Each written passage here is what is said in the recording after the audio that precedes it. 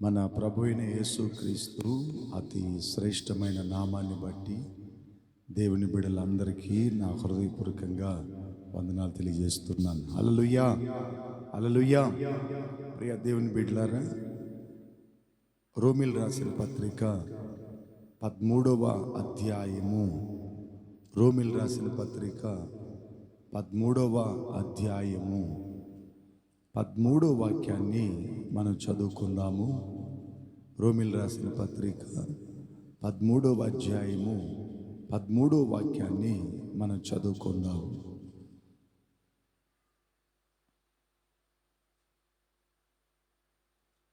అల్లరితో కూడిన ఆటపాటలైనను మత్తైనను లేక కామ విలాసమైనను పోకిరి శాస్త్రాలైనను లేక కలంకమైనను మత్సరమైనను లేక పగటి యందు నడుచుకున్నట్లుగా మర్యాదగా నడుచుకుందము. ప్రియ దేవుని బిడ్డలారా, ఈ వాక్యంలో అపోస్తలుడైన పౌలు గారు రోమీల్ సంఘానికి ఈ మాటను రాస్తున్నాడు. ఆయన ఏమని రాస్తున్నాడంటే, అక్కడుండే ప్రజలందరూ కూడా చీకట్లో జీవించకుండా కాస్త వెలుగులో బ్రతికే ఆ జీవితము వారికి ఉండాలని ఆయన వారికి ప్రకటన చేస్తున్నాడు. రోమీల్ సంఘంలో ఉంటున్న విశ్వాసులకి ఈ మాటల్ని రాస్తున్నాడు. మరి చాలామంది ఇంకనూ వెలుగు సంబంధులు కాకుండా అలా చీకటి సంబంధులుగా జీవించే అలవాట్లు కొందరికి ఉంటూనే ఉంటాయి. కనుకనే ఆ చీకటి సంబంధమైన కార్యాలు ఏంది అన్న మాటే అపోస్తలుడైన పౌలు గారు తెలివిగా ఆ లేఖన గ్రంథాల్లో అందులో రాశాడు. కాబట్టి దేవుని బిడ్డలారా, మనము వెలుగు సంబంధులమైతే వెలుగు ప్రకారంగా నడుచుకుంటాము, చీకటి సంబంధులమైతే చీకటి గుణ లక్షణాలు, చీకటి కార్యాలు మన దగ్గరికి వస్తాయి. కాబట్టి దేవుని ఒక వాక్యం మనకి చెప్తుంది. 13వ వాక్యం, అల్లరితో కూడిన ఆటపాటలైనను. అల్లరితో కూడిన ఆటపాటలు అంటే ఏంది అన్నది మనం గ్రహించాలి. అంటే ఈ రోజుల్లో చాలామంది సినిమాలకి డ్యాన్స్ ఆడినట్లుగా, అలా వీధుల్లో అలా డ్యాన్స్ ఆడినట్లుగా, ఏదన్నా ఒక డీజే అనే ఒక శబ్దం వేసుకొని వెస్టర్న్ టైప్కి డ్యాన్స్ ఆడేటట్లుగా ఇట్లా ఆడుతున్నదా అల్లరితో కూడిన ఆటపాటలు. ఇలాంటి వాటిని మనము మన జీవితంలో ఉండయంటే, మనం అప్పుడప్పుడు దేవుని ప్రార్థనకి వెళుతూ, దేవుని సన్నిధికి వెళుతూ, ఎక్కడైనా ఎవరన్నా సినిమా పాటలకి డ్యాన్స్ ఆడుతున్నారంటే వాళ్ళతో కలిసిపోయి వాళ్ళతో కూడా మనం కూడా నాట్యం చేసినామంటే అది మనము చీకటిగానే ఇంకా బ్రతుకుతున్నామని అర్థం. కాబట్టి దేవుని బిడ్డలారా, మనము చీకటి సంబంధులమైతే అల్లరితో కూడిన ఆటపాటలు అనేది మన దగ్గర ఉండనే కూడదు. అల్లరితో కూడిన ఆటపాటలు మన జీవితంలోకి రానియకూడదు. చాలామంది చూడండి, కొంతమంది దేవుని నమ్ముకున్న బిడ్డలే, దేవుని ఆరాధిస్తున్న బిడ్డలే కొన్ని సందర్భాల్లో వారు పల రకమైన సినిమా పాటలకి డ్యాన్స్ ఆడటం కానీ, పల విధాలుగా సినిమా పాటలకి అలా ఎగరటం కానీ ఆ కార్యాలు వాళ్ళ దగ్గర కనపడతా వస్తాయి. అది ఉండకూడదు. ఎందుకంటే వెలుగు సంబంధులు ఎప్పుడు అల్లరితో కూడిన ఆటపాటల లోపలికి పోకూడదు. చాలామంది చూడండి, ఒకవేళ ఎవరు కూడా మేము ఇలాంటి అలవాట్లు లేవండి అని చెప్తే కావాలనే వాళ్ళని లాగుతారు, కావాలనే వారిని ఆ లోపలికి నెట్టి ఎలాగైనా వారిని నాట్యం ఆడేటట్లుగా, ఎలాగైనా వాళ్ళు ఎగిరేటట్లుగా అలా చేయటం మనం చూస్తాం. చూడండి, త్రాగుబోతులు ఇలాంటి పనులు చేస్తారు. త్రాగే వ్యక్తి తాను గౌరవంగా బ్రతకకుండా ఎక్కడంటే అక్కడ పెడితే నాట్యాలు ఆడుతూనే ఉంటాడు. సావు ముందు ఆడుతాడు, అతను ఎక్కడైనా సినిమా పాటలు కానీ వేస్తే వీధిలో ఆడుతాడు, ఇంట్లో ఆడుతాడు, ఎక్కడ పెడితే అక్కడ నాట్యం ఆడుతూ ఉంటాడు. ఇది అల్లరితో కూడిన ఆటపాటలు. ఇది దేవుడు ఎప్పుడు కూడా ఇష్టపడడు. దేవుడు ఎప్పుడు కూడా నచ్చదు. కాబట్టి అలాంటి అల్లరితో కూడిన ఆట పాటలు అనేది మన జీవితంలో లేకుండా మనం చూసుకోవాలి. చాలామంది అంటారు సోషల్ అండి ఇది నార్మల్గా మనం అట్లా ఉండాలా అట్లని అంటారు. సోషల్ అంతా కాదు. దేవుని సన్నిధికి పోయేవాళ్ళు దేవుని గుణలక్షణాలు ప్రత్యేకంగా కనపడాలి, వ్యత్యాసంగా ఉండాలి.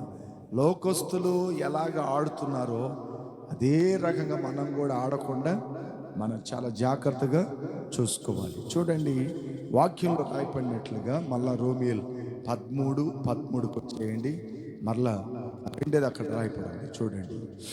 అల్లరితో కూడిన ఆటపాటలు, ఫస్ట్ పాయింట్ అల్లరితో కూడిన ఆటపాటలు. ఫస్ట్ అల్లరితో కూడిన ఆటపాటలు.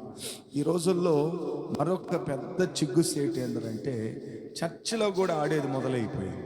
ఇప్పుడు చర్చి కూడా క్లబ్ లాగా అయిపోయింది. చర్చ్ ఆ మాట చెప్పడానికే నాకు కష్టంగా ఉంది. ఒక క్లబ్లోకి పోతే చీకటిగా పెట్టి లైట్లన్నీ వేసి అక్కడ ఎవరో ఒకరు ఆడుతూ ఉంటారు. ఇప్పుడు చాలామంది చర్చిలో వచ్చి పాస్టర్లు ఏం చేస్తున్నారంటే విశ్వాసాన్ని డ్యాన్స్ ఆడండి అంటున్నారు, ఎగరండి అంటున్నారు. ఇలాంటి తప్పుడు బోధలు, తప్పు ఉపదేశం చాలామంది నేర్పించే సంఘాలు బోల్డ్ అంత ఉన్నాయి లోకంలో. వాక్యానుసారంగా బ్రతికే విశ్వాసాలు కొద్దిగా, వాక్యానుసారంగా ఉండే సంఘాలు కొద్దిగా ఉండే, కానీ ఇలాంటి కొత్త అన్నీ చెప్పి ప్రజల్ని మోటివేషన్ చేసే మందిరాలు చాలా వచ్చేసాయి. రెండోది, చర్చిలో పిగిల్ సౌండ్ అంతా వినపడుతుంది. అది ఎంత తప్పు అనేది కొందరికి తెలియలే పాపం. చర్చిలో ఏంటి పిగిలి కొట్టడం ఏంది ఏంటండి? మేము నార్మల్గానే పెళ్లి చేసేటప్పుడు సత్రాల్లో పిగిలి కొడితేనే ఒప్పుకోము. అప్పుడు దేవుని మందిరం అంటే అది ఎంత అనారీకమైన విషయం. అది చాలామంది చర్చిలో కూడా పిగిళ్ళు కొడుతున్నారు. అది చూడండి, చర్చిలో డ్యాన్స్ ఆడుతున్నారు. ఇవన్నీ దేవుడు ఇష్టపడేది కానీ కావు. అంటే అల్లరితో కూడిన ఆటపాటలు ఆయన ఎప్పుడు కూడా ఇష్టపడదు. మీరు చూడండి, బైబిల్లో దావీదు కూడా డ్యాన్స్ ఆడింది. ఎక్కడ ఆడిందంటే ప్రత్యక్షపు కూడారంలో దేవుని మందిరంలో ఆయన ఆడింది ఎక్కడంటే మందసం పెట్టి ముందు ఆడింది. మందసం పెట్టి పోతా ఉంటే దాని ముందు ఆయన ఆడింది. అట్లా ఆడుతూ ఉండే, కానీ ఆయన దేవుని మందిరం లోపలికి వెళ్ళి డ్యాన్సులు ఎలాంటివి చేయలేదు. చూడండి, చాలా సంఘాలు ఆత్మీయతల నుంచి కొద్దిగా వెస్టర్న్ కల్చర్లకి, వెస్టర్న్ కార్యాలకి దిగజారిపోతా ఉండి, అది నేను కల్లారా చూస్తున్నా. పెద్ద సంఘాలు, సత్యం తెలిసిన సంఘాలు, దేవుణ్ణి ఆత్మీయంగా వెంబడిస్తున్న సంఘాల్లో ఈ రోజుల్లో LED లైట్లు వేసుకొని భయంకరంగా సంఘాలు వెళ్తూ ఉన్నాయి. అంటే ఇవన్నీ ఏం చెప్పాలంటే దుర్దినాలు అని చెప్పాలి, మనం ప్రభు రాకడికి సూచనలు అని చెప్పాలి. ఎందుకంటే కొందరు ప్రభు రాడని చెప్పి నిర్లక్ష్యంగా బతుకుతారంట. అలాగ బతికే వాళ్ళకే ఇలాంటి కార్యాలన్నీ జరుగుతున్నాయని నేను అనుకుంటున్నాను. చూడండి దేవుని బిడ్డలారా, అక్కడ అల్లరితో కూడిన ఆటైనా పాటైనా ఉండకూడదు. ఒకవేళ మనము ఎక్కడన్నా తాళం వేసుకొని గానా పాటలు పాడినా, సినిమా పాటలు పాడినా అది దేవునికి నచ్చదు. అది దేవుడు ఇష్టపడదు. అలాంటి కార్యాలు ఉండకూడదని రోమిల సంఘానికి అపోస్తలుడైన పౌలు గారు చెప్పాడు. అల్లరితో కూడిన ఆటపాటలు రోమిల్లారా మీ దగ్గర ఉండకూడదు అని చెప్పాడు. ఆ మాటను వాళ్ళని హెచ్చరించాడు. అతను రెండేది చూడండి. అట్ల తర్వాత సెకండ్ అక్కడేముంది, వాక్యంలో రాయబడినట్లుగా సెకండ్ మత్తైనను, అక్కడేముంది మత్తైనను లేకయు అనుంది. మత్తు అంటే తాగేది. చాలామంది తాగుతారు, మత్తులో ఉంటారు. ఎప్పుడు మత్తైన కార్యాలు. కొంతమంది త్రాగి చర్చికి వచ్చే వాళ్ళు ఉన్నారు, నాకు తెలిసి. ఎలాంటి వాళ్ళు? త్రాగి చర్చికి వచ్చే వాళ్ళు ఉన్నారు. త్రాగుబోతులు చర్చిలోకి వస్తున్నారు. ఏంటంటే నువ్వు దేవుని మందిరానికి వెళ్ళినప్పుడు నీ ప్రవర్తన నువ్వు జాగ్రత్త. అట్లని దేవుని వాక్యం మనం హెచ్చరిస్తుంది. కాబట్టి అది ఎవరు వినేది లేదు. మత్తుతో చాలామంది సంఘానికి వచ్చే వాళ్ళు ఉన్నారు, సంఘంలో కూర్చొనే వాళ్ళు ఉన్నారు, తాగొచ్చి కూర్చొని వాక్యం వినేవాళ్ళు ఉన్నారు, తాగొచ్చి పాటలు పాడేవాళ్ళు ఉన్నారు, తాగొచ్చి ప్రార్థన చేసేవాళ్ళు ఉన్నారు. ఇది ఎంతో దేవునికి వచ్చి చాలా కోపం రప్పించే కార్యాలు ఇవన్నీ. వాక్యంలో రాయపడి ఉంది మత్తైనను, అంటే మత్తులో మన సంఘానికి ఎప్పుడు కూడా పోకూడదు. మత్తులో వెళ్ళకూడదు, మత్తులో ఉండకూడదు, మత్తులో జీవించకూడదు అన్నది దేవుని వాక్యం మనకి చెప్తుంది. మత్తు అంటే ఏంటి? చాలామంది తాగి బుద్ధిహీనంగా మాట్లాడతారు, అనారీహంగా మాట్లాడతారు. తాగినప్పుడు అమ్మేవుడు తెలియదు, చెల్లి ఎవరని తెలియదు, భార్య ఎవరని తెలియదు. అట్లా అన్ని బూతులు మాటలు తాగినప్పుడు వెర్రివాడు మాట్లాడినట్లుగా మాట్లాడతారు. కాబట్టి అలాంటి వాళ్ళు దేవుని సంఘములో ఉండకూడదు. దేవుని బిడ్డలు మత్తులై ఉండనే కూడదు. కొంతమంది అంటారు, నేను ఎప్పుడో ఒకసారి తాగుతున్నాను, క్రిస్మస్ పండగ తాగుతున్నాను, జనవరికి తాగుతున్నాను అంటారు. అది కూడా తప్పే. ఎప్పుడు తాగినా అది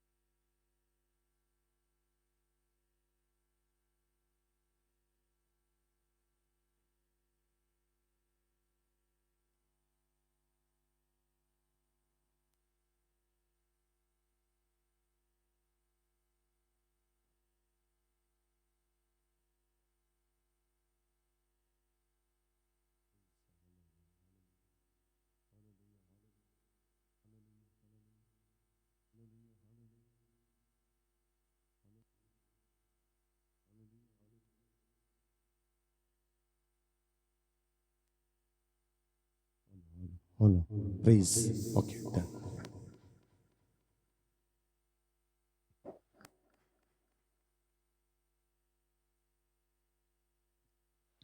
దేవుని బిడ్డలారు, అట్ల తర్వాత అక్కడ రాయబడి ఉంది, మత్తైన ఉండకూడదు అని ఉంది. అప్పుడు చాలామంది ఇంట్లో వచ్చి దేవుని బిడ్డలు కొందరు తాగే వాళ్ళు ఉంటారు. తాగి చర్చలకు పోయేవాళ్ళు, క్రిస్మస్ పండగకి, న్యూ ఇయర్కి, గుడ్ ఫ్రైడేలకి, ఫెస్టివల్కి, యానివర్సరీలకి తాగి సంఘానికి వెళ్ళే వాళ్ళు ఉన్నారు. కాబట్టి అలాంటి బిడ్డల్ని దేవుడు ఎన్నడూ కూడా ఇష్టపడడు. దేవుడు పాపిని ప్రేమిస్తాడే కానీ పాపాన్ని ప్రేమిడు.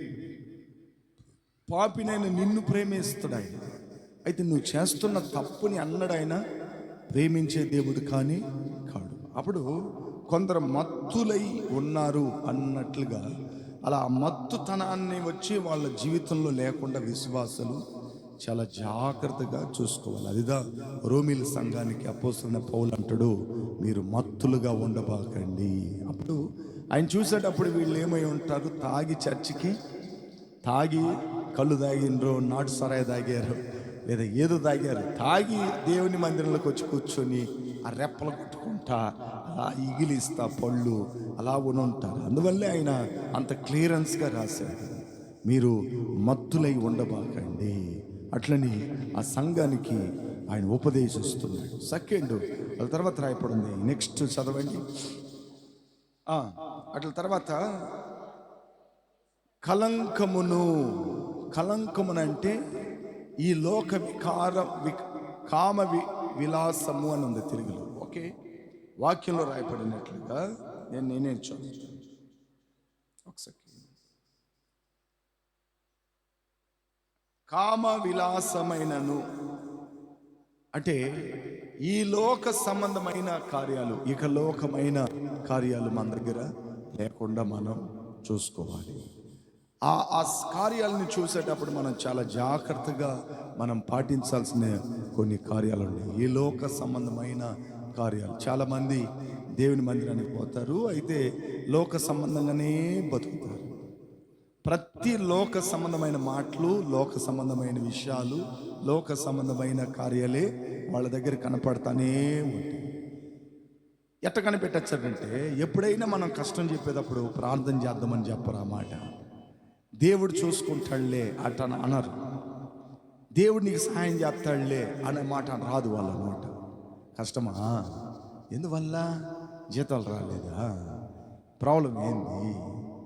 ఏదైనా అప్పులు ఉన్నాయా? ఇట్టదా అంటారే కానీ ఏసై ఉన్నాడులే అమ్మా ప్రార్థన చేద్దాం, ఏసై ఉన్నాడులే అయ్యా ప్రార్థన చేద్దాం అన్న వర్డ్స్ వాళ్ళ నోట రాని రాదు. ఎందుకంటే వాళ్ళు లోక సంబంధమైన కార్యాలు. తమిళ్లో ఏముంది అక్కడ 3వ పాయింట్?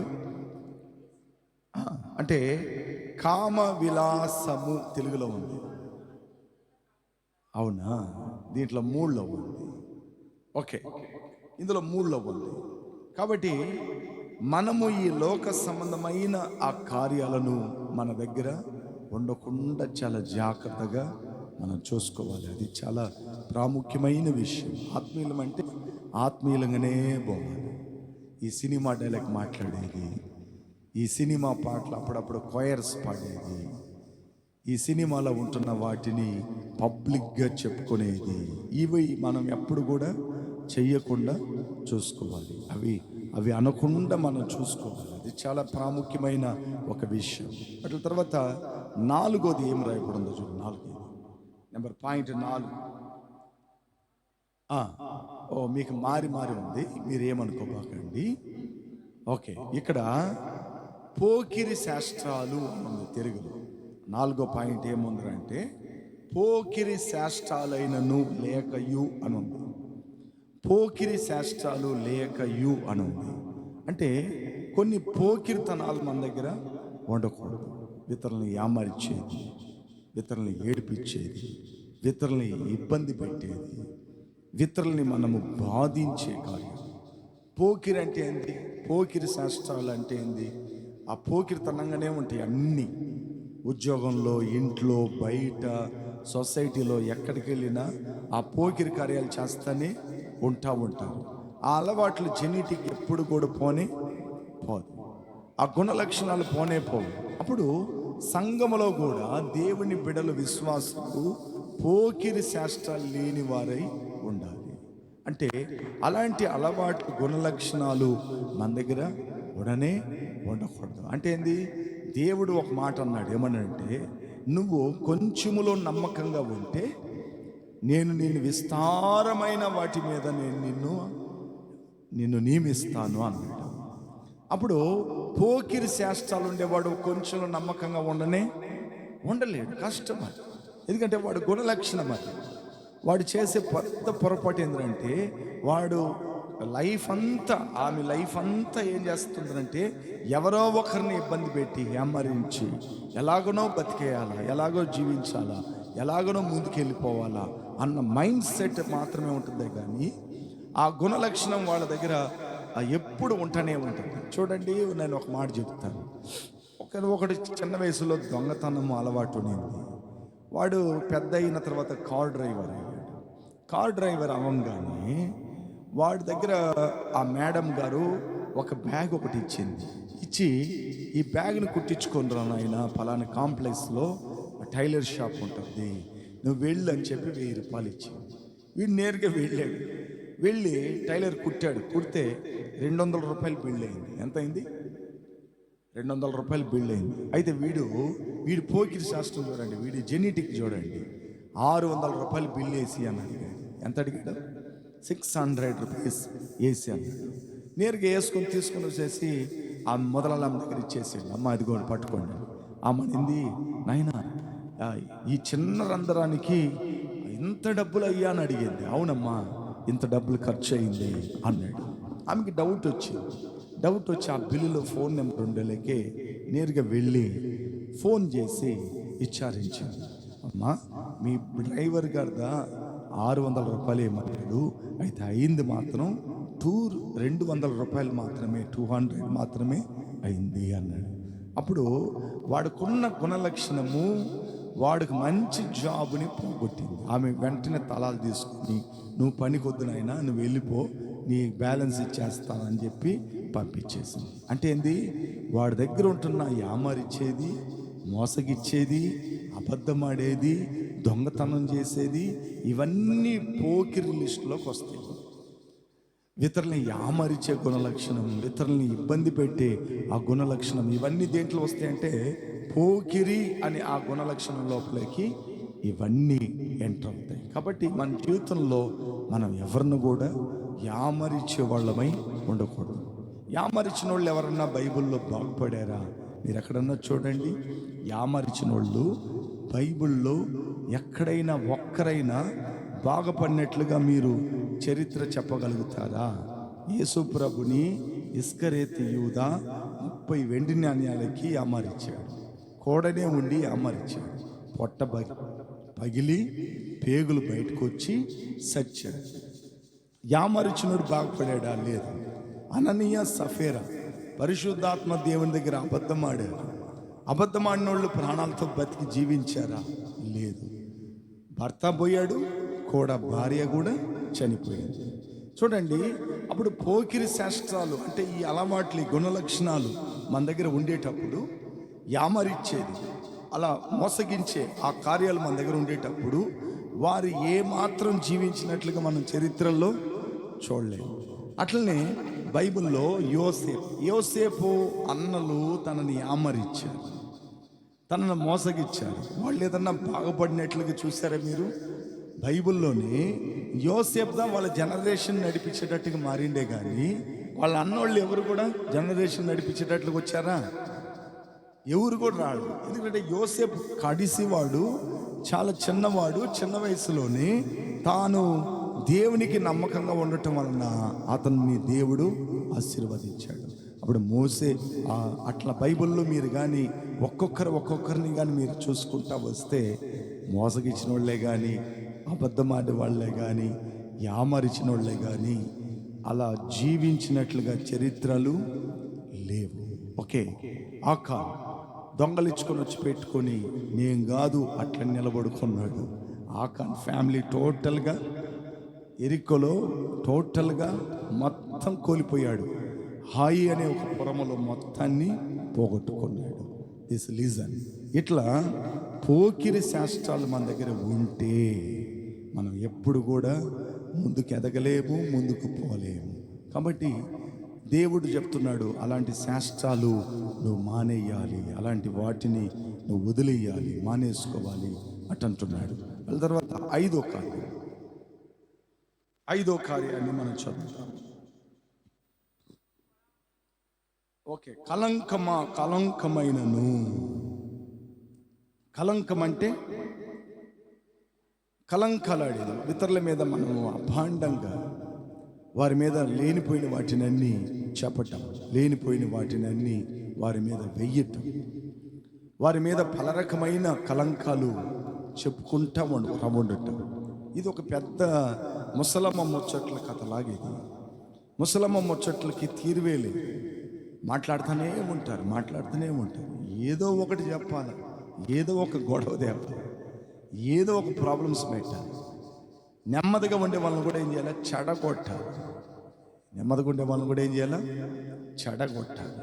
ఇప్పుడు చూడండి, కలంకమైనను అంటే ఆ కలంకమాడే ఆ కార్యాలు మన దగ్గర ఉండకూడదు. తమిళ్లో ఏముంది అక్కడ?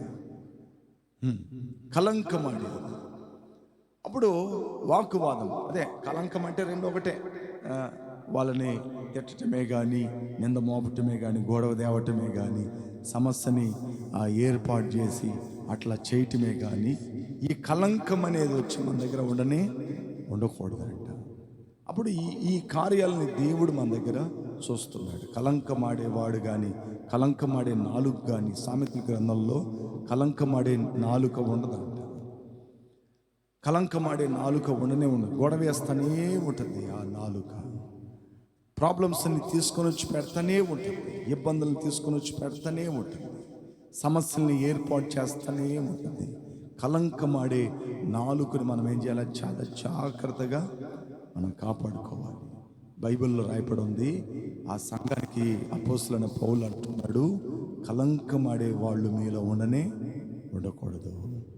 అంటే మీరు కలంకాలు వాళ్ళ మీద వీళ్ళ మీద గొడవ వేసుకుంటూ అలా జీవించేది ఉండకూడదు. ప్రియ దేవుని బిడ్డలారా, ఈ రోజుల్లో చాలా ప్రాబ్లమ్స్, చాలా ఫ్యామిలీలో కొన్ని ప్రాబ్లమ్స్ జరుగుతున్నాయి. అంటే కేవలం ఏంటంటే ఈ కలంకం ఉండటం కదా.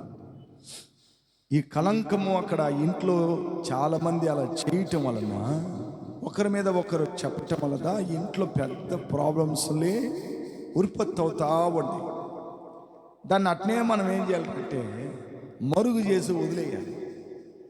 రెచ్చ పెద్దదయ్యేదానికంటే దాన్ని అట్నే వదిలేసేసి, ఓ వీరు ఇంతేనా అన్నది మట్టుకు మైండ్ సెట్లో మనం స్టోర్ చేసుకుంటేనే ప్రాబ్లమ్స్ రాని రావు. ఆ విషయాలను మనకి ఏమాత్రం మనకి ఇబ్బందికరంగా రాని రావు. అప్పుడు మనము అలాంటి కలంకమాడే వాళ్ళంగా మనం ఉండకూడదు. ఎవరన్నా ఆడినా మనం దాన్ని సరికట్టే వాళ్ళమై ఉండాలి. ఆమేన్, హల్లెలూయా. సమాధానపరచువారు ధన్యులు, వారు దేవుని కుమారులు అనబడుతారు ఉంది. అప్పుడు కలంకమాడుతున్నారు, ఇక్కడ ప్రాబ్లమ్స్ వస్తాయి అట్లని తెలిస్తే వెంటనే మనం ఏం చేయాలి? సమాధాన పరిచేసి దాన్ని సరగెట్టాలి, కానీ దాన్ని పెద్ద చేసుకోకూడదు. లైఫ్లో ఈ గొడవలు, ఈ సమస్యలు అనేవి లైఫ్ అంతా ఉంటాయి. అవి ఉండవని చెప్పడానికి అవకాశాలు లేవు. లైఫ్ అంతా ఏదో ఒక సమస్య, ఏదో ఒక ఇబ్బందులు వస్తూనే ఉంటాయి. వీటిని మనము సరికట్టేదిగా సరైన జ్ఞానము, సరైన తెలివి మనం నోటికి ఇవ్వకుండా దాన్ని సరికట్టుకున్నామంటే చక్కగా మన జీవితాలు మనకి బాగా ముందుకి కొనసాగుతూ ఉంటాయి. హల్లెలూయా. ఓకే, అట్ల తర్వాత ఆఖరిగా లాస్ట్ ఫైనల్, అట్ల తర్వాత మత్సరమైనను లేకయో. మత్స అంటే పొరాపు. ఎవరు ఏం తీసుకున్నా నాకు అది నచ్చదు. మనం ఏది తీసినా, ఏది కొనుక్కున్నా, ఏది వేసుకున్నా, ఏది తిన్నా, ఏది బాగున్నా మనం కొందరికి నచ్చదు. అలాంటి గుణ లక్షణాలు మనకి ఎట్ట కనపడతాయి అంటే, మనం ఆ వస్తువు తెచ్చిపెట్టినప్పుడు వాళ్ళ ముఖభావాల్లో కనపడతాయి. ఎక్కడ కనపడతాయి? వాళ్ళ ముఖభావంలో కనపడతాయి. ప్రియ దేవుని బిడ్డలారా, మీకు ఒక మాట చెప్తాను. మనం పాత మందిరం ఉండేటప్పుడు అప్పుడే క్రొత్తగా ఐపాడ్ అని ఒక సోనీ కంపెనీ వాళ్ళు ఒకటి రిలీజ్ చేశారు. ఐపాడ్ అని అంటే పాటలు, అట్ల తర్వాత ట్రాక్లు ఇవన్నీ లోపల స్టోరేజ్ చేసుకొని ఎక్కడికంటే అక్కడ తీసుకొని పాటలు వేసుకోవచ్చు, హెడ్ ఫోన్ పెట్టుకొని కూడా వినొచ్చు. మనకి ఐపాడ్ అని అదిగో నా ఏ ఉంటుంది అంతే అది కొనుక్కొని పెట్టుకుంటా ఉంటే నేను దాన్ని చూసి ఇది ఎంత ఉంటుంది అంటే, ఒక ఆయన అన్నాడు ఇది 5,000 రూపాయలు 6,000 రూపాయలు అన్నాబో. 5,000 6,000 మేమే ఆడించుకునేది అట్లా అనుకున్న తర్వాత చైనా వాడు చాలా తక్కువ ధరకి ఒక 500 రూపాయలకి చిన్నది రిలీజ్ చేశాడు. ఒకటి చాలా చిన్నది, ఛార్జర్ పెట్టుకోవచ్చు, దాన్ని అంతే అగ్గిపెట్టి సైజులో ఉంటుంది ఐపాడ్. దాన్ని రిలీజ్ చేస్తే నేను పోయి రేడియో మార్కెట్లో కొనుక్కొని, మన సంఘంలో సరిగా వాసేవాళ్ళు లేరురా అని చెప్పి ట్రాక్లు దాంట్లో ఎక్కించుకొని పాటలు వేయాలి. సంఘంలో పోయిన వెంటనే పాటలు వేస్తే నలుగురు తెలుస్తుంది, మళ్ళా అంత అయిన తర్వాత పాటలు వేయాలా అని దాన్ని తెచ్చుకున్నా. ఎందుకంటే అప్పుడు టేప్ రికార్డులు అన్నీ పోయేసి సీడీ ప్లేయర్లు వచ్చినాయి, సీడీ ప్లేయర్లు రిపేరు, ప్రింట్ డ్రైవర్లు వచ్చినాయి, ఈ ఆప్షన్లు అన్నీ వచ్చినాయి. ఓకే, నేను వెంటనే ఏం చేసినానంటే మెమరీ కార్డు, అప్పుడంతా మెమరీ కార్డులు ఉండేవి.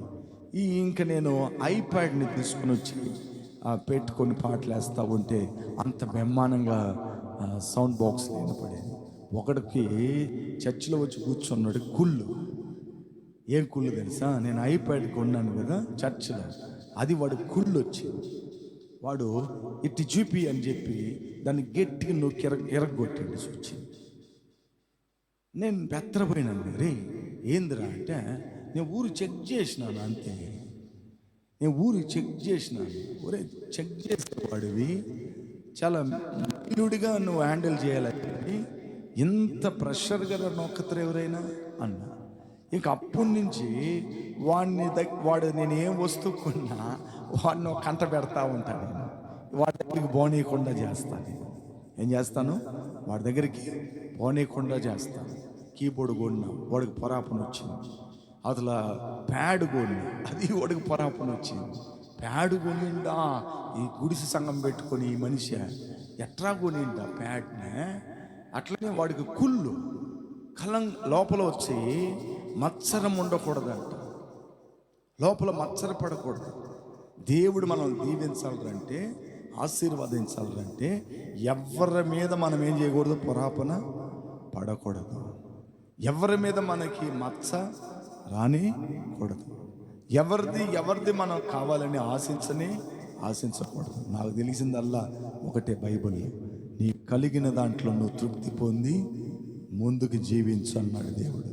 అప్పుడు మనకు దేవుడు ఏమి ఇచ్చాడో, ఎంత ఇచ్చాడో దాంట్లో మనం తృప్తి పొందుకుంటా మన జీవితాన్ని గడపాలే. కానీ అయ్యో నాకు ఇది లేదే, దేవుడా నాకు ఇది లేదే, నాకు ఇది లేదని చెప్పి ఇతరుల మీద చూసి మనం మత్సరపడేదానికంటే, ఇతరులని చూసుకుని మనము మత్స గుండెల్లో మోపుకునే దానికంటే, పొరాపన పడేదానికంటే, మనం వారి మీద అతిశయపడేదానికంటే ఆ మచ్చలేని వారమై మనం ఉండాలి. అదేదా దేవుడు మన దగ్గర ఎదురు చూస్తున్నాడు. దేవుడు మన దగ్గర ఎదురు చూసే ఒక పెద్ద కార్యం అది. నేను కూడా ఎన్నో సంవత్సరాలుగా సైకిల్ కోసం ప్రార్థన చేసిన, దేవుడు నాకు సైకిల్ ఇచ్చాడు. సైకిల్ తర్వాత బైక్ని అడిగిన దేవుడిని, ఎన్నో రోజులుగా అడిగితే దేవుడు దాన్ని ప్రసాదించాడు. అట్లా దేవుడు మనల్ని అడిగి ఆయన దగ్గర పొందుకొని పోవాలి.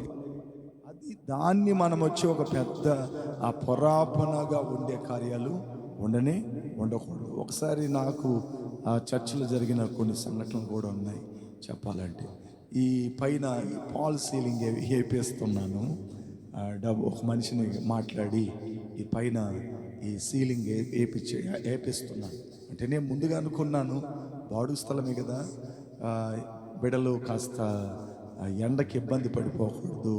ఇలాంటి పగల్లో మీటింగ్ జరిగినప్పుడు ఈ రేగులకి చాలా సెగ ఉంటుంది లోపల. ఫ్యాన్లు వేసినామంటే సీలింగ్ కానీ ఉన్నిందంటే ఒక అలువుకి కూర్చోగలుగుతాము లోపల. అట్లని చెప్పి నేను మంచితనంగా దేవుని బిడ్డలందరినీ దృష్టిలో పెట్టుకొని నేను ఆలోచన చేస్తే, ఒక ఆమె వచ్చి నేరుగా అంటుంది, ఇగో నువ్వు ఈ మార్గేస్తే నీ దగ్గర డబ్బులు ఎక్కువ ఉండయి అని అనుకుంటారు అనింది. ఏమనింది? నీ దగ్గర ఎక్కువ డబ్బులు ఉంటాయి అట్లా అనుకున్నాను. ఎవరు అనుకోవాలా, నువ్వు అనుకుని ఉండవని నేను అనుకున్నాను. మధ్యలో ఎవరు అనుకోలేదు, నువ్వు అనుకుంటున్నాను. అయినా మంచిగా చేస్తున్నావు, చాలా సంతోషం ఇది. మరి డబ్బులు కట్ చేస్తున్నావు నువ్వు, అట్లనే ఆ మాట రావాలా. ఏ మాట రాలా? అట్లనే మాట రాలి. డబ్బులకి ఎలా చేస్తున్నావు, ఎంత ఖర్చు పెడుతున్నావు, మేమిచ్చే కానుకలు సరిపోతున్నాయా, నీకు సమృద్ధిగా ఉందా అన్న విచారణ లేదు. అక్కడ చేసింది చూసి పొరాపన పడేద్దాం ఉందే కానీ దాన్ని విచారించే గుణ లక్షణం లేనే లేదు. అప్పుడు చూడండి, ఆ తనం అనేది మన దగ్గర ఉండకూడదు. ఆ ఒక ఆలోచన అనేది ఉండకూడదని నేను అనుకుంటాను. దేవుని బిడ్డలారా, మీరు బాగా గమనించండి. నేను అంటాను, మన బిడ్డలందరూ ఇల్లు కట్టుకొని ఎప్పుడు రా సొంత ఇట్లా పోతారు, మనం ఎప్పుడు రిబేన్ కట్ చేద్దాం అట్లన్న ఆలోచన నాకు ఉంటుంది. ఓకే, అట్లన్న మైండ్ సెట్ దాన్ని నాకు ఉంటుంది. మన బిడ్డలు అభివృద్ధి చెందితే మనకుదనే అది సాక్ష్యం. పలానా సంఘానికి పోతున్న వాళ్ళు, పలానా మందిరానికి వెళ్తున్న వాళ్ళు ఇంతగా దీవించబడారు, ఇంతగా ఆశీర్వదింపబడారని చెప్తే అది నాకుదనే, నా దేవుని నామానికిదనే మహిమ. అది సాక్ష్యం కలిగిన జీవితం కదా అది. అట్లనే ప్రియ దేవుని బిడ్డ, మరొక మాట కూడా నేను చెప్తాను మీకు. ఒకసారి నేను బయట చోట్ల వినింది చెప్తాను. నేను చెప్తున్నా ఏంటంటే, మీ సంఘానికి వచ్చే బిలీవర్ అండి అట్లనే ఒక పాస్టర్ అడిగాడు. మీ సంఘానికి వచ్చే అమ్మాయి అండి అట్లనే ఒక పాస్టర్ అడిగాడు. అడిగి ఏమన్నాడు తెలుసా? కన్ను మూసుకొని చేయండి అనేసి. ఏమన్నాడు? కన్ను మూసుకొని చేయండి అనున్నాడు. ఎందువల్ల? ఎట్లా? మన సత్య వాక్యాలు బయటకు వెళ్తున్నాయి, మనం నడుచుకుంటున్న విధానాలు చూస్తున్నారు కళ్ళారా, మన దగ్గర ఉంటున్న ప్రవర్తనలు ఎలా ఉండయి అన్నది తెలివిగా చూస్తున్నారు.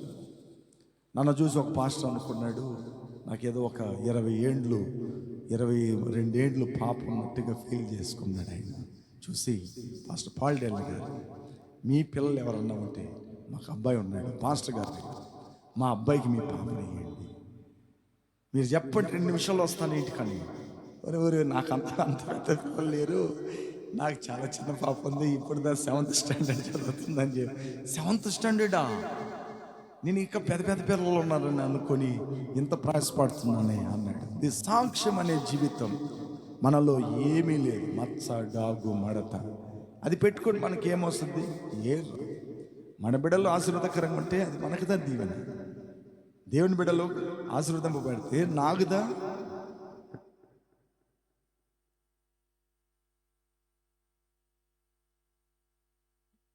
మనం వారి మీద పొరాపణ పడాల్సిన అవసరం లేదు. ఒక మంచి జాబ్ చేస్తున్నారు, మంచి స్థాయికి ఎదుగుతున్నారు, మంచిగా వెళ్తున్నారంటే అది నాకుదా ఆదాయమే, కానీ దానికి నేను పొరాపణ పడటం వలన నాకు ఏ ప్రయోజనం లేదు. కాబట్టి మత్సర పడకూడదు.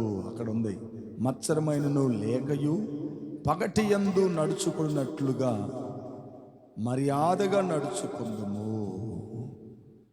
అప్పుడు పగటి సంబంధమైనమంటే దేవుని బిడలమైతే, దేవుణ్ణి నమ్ముకున్న బిడలమైతే ఈ 7 కార్యాలు మన దగ్గర ఉండకూడదు. అల్లరితో కూడిన డ్యాన్సులు వేసేది, అల్లరితో కూడిన సినిమా పాటలు పాడుకునేది, అక్కడక్కడ ఒక రకంగా ప్రవర్తించేది ఉండకూడదు. రెండేది, మత్తులమై ఉండకూడదు. త్రాగుబోతుతనం, త్రాగు గుణలక్షణాలు మన దగ్గర ఉండకూడదు. అవతల లౌకికమైన కామ విలాసము, ఈ లౌకికమైన సంబంధం, లోకపు కార్యాలు మన దగ్గర ఉండకూడదు. నాలుగేది, పోకిరి శాస్త్రాలు, ఇతరుల్ని మోసగిచ్చేది, యామరిచ్చేది, పల విధాలుగా ఇబ్బందులు పెట్టే కార్యాలు మన దగ్గర ఉండకూడదు. ఐదేది, కలంకమాడకూడదు. ఇతరుల మీద మనం అభాండంగా చెప్పేది, ఇతరుల మీద పల రకాలుగా మనం మోపేది. నేను ఇంతకుముందే ఒకసారి చెప్పాను, ఒకరు వచ్చి ఇలాగ చెప్పారండి, నేను బాగా పరీక్షలించి చూస్తే అసలు అక్కడ ఏమీ లేదు. అయితే వీళ్ళు ఎందుకు ఇంత ఇమేజ్ చేసుకున్నారు? ఒక్కరైతే పర్వాలేదండి, సంఘంలో 75% ఇమేజింగ్ చేసుకొని ఉన్నారు. నేను బెత్తరపోయినా ఇది ఎలా సాధ్యమైంది? 75% అందరూ ఒకే కోణంలో ఉన్నారేంటి అన్నది నేను బెత్తరపోయినా. నేను సర్వే చేసినప్పుడు తెలిసింది వీళ్ళు భయంకరమైన వాళ్ళరా అన్నది సర్వే చేసిన తర్వాతే తెలిసింది. నేను పాస్టర్ గారు వెళ్ళి దాన్ని సర్వే చేస్తే ఏమీ లేదండి, జీరోలో కూర్చొని ఉంది. ఒక చిన్న డాట్ కూడా కనపడలా. నేను ఎట్టెట్టో ప్రయత్నం చేసి చూసిన ఒక డాట్ అన్న ఉంటుంది, ఆ డాట్ కూడా శుభ్రంగా లేదు. అయితే మనుషుల్లో ఇమేజ్ మాత్రం అట్టుండింది, 100% కరెక్ట్ అన్నట్టుగా ఉండింది. 100% కరెక్ట్ అన్నట్టుగా ఉండింది. నేను పరీక్షలు ఇస్తే ఏమీ ఒక్క నలుసు కూడా నాకు కనపడ. అప్పుడు మన ఇతరుల మీద కలంకమాడేది ఉండకుండా మనం చాలా జాగ్రత్త, మత్సర పడకూడదు. పొరాపన, అసూయ మన గుండెలకు రానికుండా ఈ 6 కార్యాలు మన దగ్గర ఉండాలంట. ఈ 6 కార్యాలు లేకుండా మనం జీవించాలి. ఈ 6 కార్యాలు మన దగ్గర ఉన్నాయంటే మనం చీకటి సంబంధం. ఈ 6 కార్యాలు మన దగ్గర లేవంటే మనం వెలుగు సంబంధాలని. అప్పుడు వెలుగు సంబంధాలుగా మనం బ్రతకాలంటే ఈ 6 కార్యాలు మన దగ్గర ఉండకూడదు. రోమిల సంఘానికి అపోస్తలుడైన పౌలు గారు ఈ హెచ్చరికనిచ్చి వాళ్ళని హెచ్చరించాడు. కాబట్టి మనం కూడా మన జీవితంలో అలాంటి వాళ్ళమై ఉండాలని తెలియజేసుకుంటున్నాను. అందరి తలలోంచి ప్రార్థన చేద్దాం, దేవుని సన్నిధిలో ప్రార్థన చేద్దాం. ప్రేమ స్వరూపి అయిన మా తండ్రి, మీ ఘనమైన నామాన్ని బట్టి మీకు స్తోత్రాలు. అపోస్తలుడైన పౌలు రోమిల సంఘానికి మాటలు హెచ్చరించాడు. అల్లరితో కూడిన ఆటపాటలు మానేయండి, మత్తులై ఉండబాకండి, కామ విలాసమై ఉండబాకండి, పోకిరి శాస్త్రాలు చేయబాకండి, కలంకమాడబాకండి, మత్సరపడబాకండి అని ఈ 6 కార్యాల సంఘానికి హెచ్చరించాడయ్యా. ఈరోజు మీరు మాకు చెప్తున్నారు. కాబట్టి ఈ 6 కార్యాలు మా జీవితంలో ఎన్నడూ మేము చోటు చేసుకోకుండా అవన్నీ మీరు తొలగించండి. మీరు ఇష్టపడిన జీవితాన్ని, మీరు కోరుకున్న చిత్తాన్ని, మీరు నడవమంటున్న మార్గంలో మేము నడిచే భాగ్యాన్ని దయచేయండి. ఒకవేళ ఈ 6 కార్యాలు మా గుండెల్లో ఉంటే అవన్నీ తొలగించు నాయన. ఇప్పుడే పరిశుద్ధపరచు, మీ రక్తం ద్వారా నన్ను కడిగండి, శుద్ధి చేయండి నాయన. నీ బిడ్డగా నన్ను మార్చండి, నీ కృపలో నన్ను జ్ఞాపకం చేసుకోమని నీ సంధిలో నేను ప్రార్థన చేస్తున్నానయ్యా. కృప వెంబడి కృపలో జ్ఞాపకం చేసుకుని ఈ ప్రార్థన అంతట్లో మీ కర్మలకు అప్పగిస్తున్నాను. నీ బిడ్డల్ని మీరు ఆశీర్వదించండి. రానే ఉంటున్న నాయన, రేపు ఉదయకాలము సాయంత్రం జరుగుతున్న 2 ఆరాధనల్ని మీరు ఆశీర్వదించండి ప్రభువా. మండే జరుగుతున్న పాస్టర్స్ కాన్ఫరెన్స్ని ఆశీర్వదించండి. గొప్పైన మేళ్ళు మీరు చేయండి. మంగళవారం జరుగుతున్న నాయన తిరుమల వాయిల్లో ఒక స్పెషల్ మీటింగ్, ప్రేమసాగర్ గారి ఫస్ట్ ఇయర్ యానివర్సరీ, ఆయన ఒక మెమరబుల్ ప్రేయర్ని మీరు ఆశీర్వదించండి. గొప్పైన కార్యాలు మీరు చేయమని ప్రార్థిస్తున్నాను. ప్రతి పరిచర్లను మీ కర్మలకు అప్పగిస్తూ, ప్రతి విశ్వాసాల కుటుంబాలను మీ కర్మలకు అప్పగిస్తున్నాను. వారిని మీరు ఆశీర్వదించండి, దీవించండి నాయన. గొప్పైన మేళ్ళు, అద్భుతాలు, ఆశ్చర్యాలు వారి జీవితంలో మీరు జరిగించమని ప్రార్థన చేస్తున్నాను. మీరే సహాయం చేసి ప్రభువా ముందుకు నడిపించమని నజరుడైన యేసుక్రీస్తు నామంలో ప్రార్థిస్తున్నాను తండ్రి, ఆమేన్. ప్రాణమా యెహోవాను స్తుతించుము, నా అంతరంగ సమస్తమైన పరిశుద్ధులను స్తుతించుము. నా ప్రాణమా యెహోవాను స్తుతించుము, ఆయన చేసిన ఉపకారములను దేనిని మరవకము. ఆమేన్. హల్లెలూయా, హల్లెలూయా. మీకందరికి వందనాలు.